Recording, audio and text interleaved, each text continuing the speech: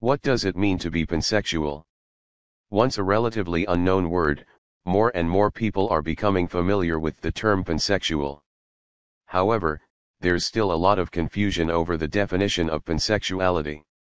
Simply put, someone who is pansexual can be attracted to people of any gender identity. What does pansexual mean? The prefix pan- means all. Similarly, pansexuality means that you can be attracted to people of all genders. This includes people who don't identify with any gender, agender. Many pansexual people describe themselves as being attracted to people based on personality, not gender. Pansexual people aren't attracted to all people. It simply means that they find themselves attracted to people of all sorts of gender categories. To use an example, heterosexual men aren't automatically attracted to all women. The people they happen to be attracted to are women. Similarly, pansexual people can find themselves attracted to people of any gender identity. What's the difference between pansexual and polysexual? The prefix poly- means much or many. Polysexual people are attracted to people of more than one gender. In other words, they're not just attracted to one gender.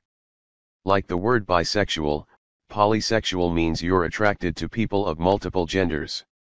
On the other hand, pansexual means you're attracted to people of all genders. Polysexual can be a sort of umbrella term that encompasses bisexuality and pansexuality. What's the difference between omnisexual and pansexual? Omnisexual also means that someone is attracted to people of all genders. In that sense, it's quite similar to pansexuality. However, many people in online forums seem to use omnisexual and pansexual to mean slightly different things. For some, pansexuality is associated with gender blindness. Someone's gender doesn't matter or factor into your attraction, while omnisexuality is not. What's the difference between pansexual and bisexual? There is a difference between pansexuality and bisexuality, although the terms can overlap. Firstly, it's important to define bisexuality. Because the prefix bi- means two, many people mistakenly think that bisexuality implies attraction to only two genders. However, for many decades, bisexual activists have described their orientation as including two or more genders. The Bisexual Manifesto, first published in a periodical called Anything That Moves in 1990, pointed out that bisexual people can be attracted to more than two genders. Bisexuality is a whole, fluid identity. Do not assume that bisexuality is binary or duogamous in nature, that we have two sides or that we must be involved simultaneously with both genders to be fulfilled human beings. In fact, don't assume that there are only two genders. So bisexual means attracted to multiple genders, and pansexual means attracted to all genders. These are different because multiple isn't the same thing as all. Let's say you ask your friends what their favorite colors are. One friend might say, "Actually, I like more than one color." Another friend might say, "I like all colors."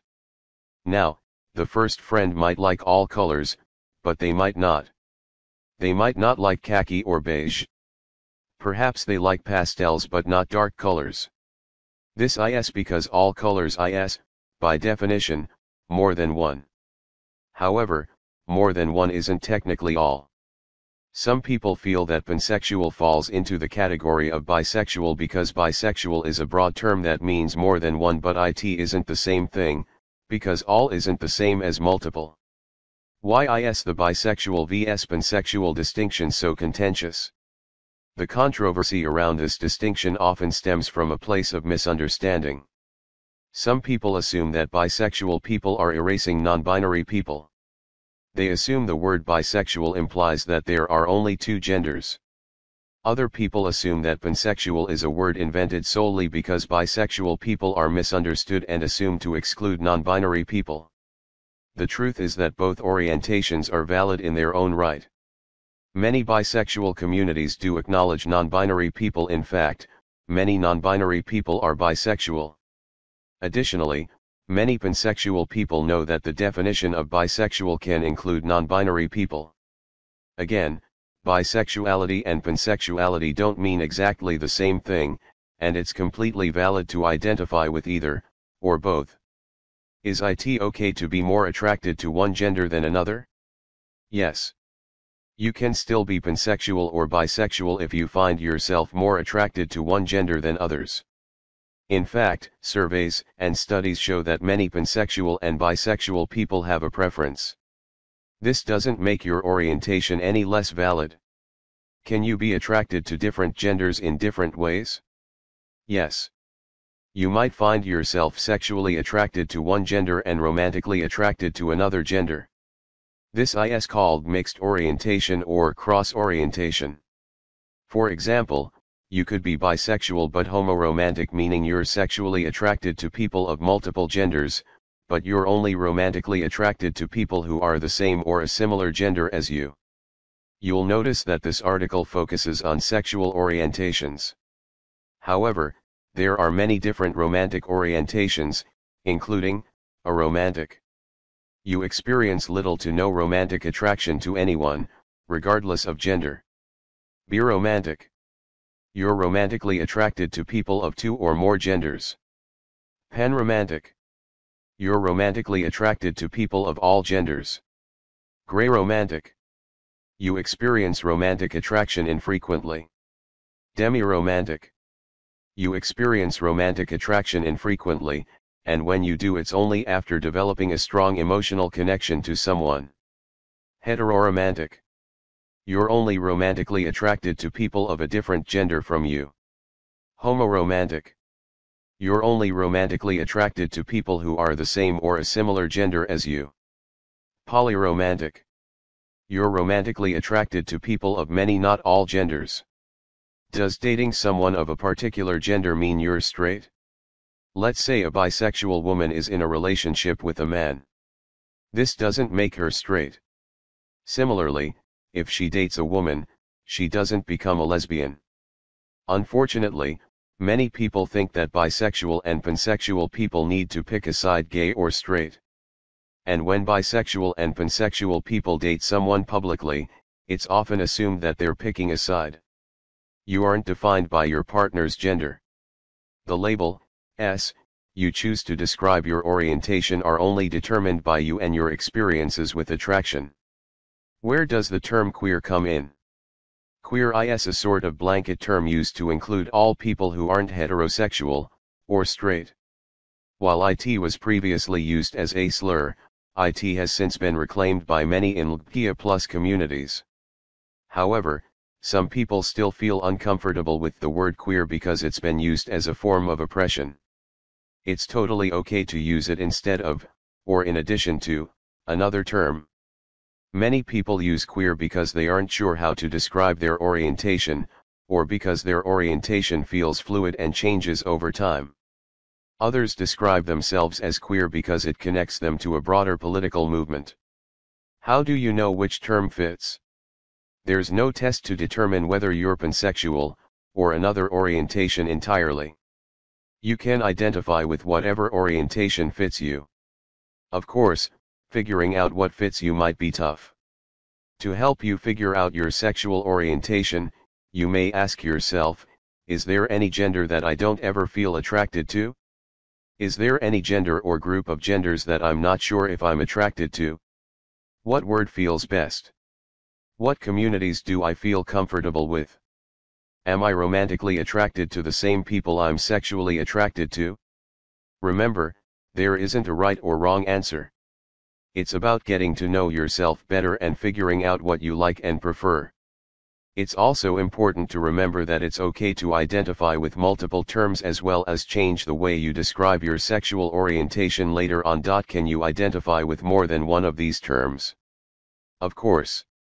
Some people identify with both pansexual and bisexual, for example. Some people use the terms interchangeably to describe themselves. Can you identify with one term and switch to another later on? Yes. Identifying with a particular sexual orientation isn't a lifelong binding contract. You might find that your sexual orientation and your capacity for attraction changes over time, or you might learn of another word that better describes your sexual orientation. No matter the reason, you're allowed to change the way you describe your orientation. What if neither of these terms feels right anymore? That's okay. Sexual orientation can change over time. That doesn't mean it isn't valid. For example, it's totally fine to identify with being pansexual at one point in time and then as heterosexual later on. A lot of people assume pansexuality is a stepping stone to homosexuality, but this isn't true. Many people identify with being pansexual their whole lives. If you do find that your sexuality shifts, don't feel ashamed because it fits into someone else's misconception of what being pansexual is. You aren't perpetuating a myth by being who you are. Another person's misinformed opinion isn't your burden to carry. What if none of these terms have ever felt right? There are many ways to identify. Beyond pansexual, there are other words to describe your orientation, including asexual.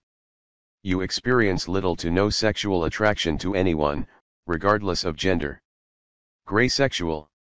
You experience sexual attraction infrequently. Demisexual. You experience sexual attraction infrequently, and when you do, it's only after developing a strong emotional connection to someone. Heterosexual. You're only sexually attracted to people of a different gender from you. Homosexual. You're only sexually attracted to people who are the same or a similar gender as you. Omnisexual. You can be attracted to people of any gender. Polysexual. You're sexually attracted to people of many, not all genders. This isn't a comprehensive list of sexual orientations. More and more words are being coined to describe people's unique experiences of sexual orientation. Remember, you don't have to use any word or label to describe your orientation that you don't want to use. How you choose to identify is entirely up to you.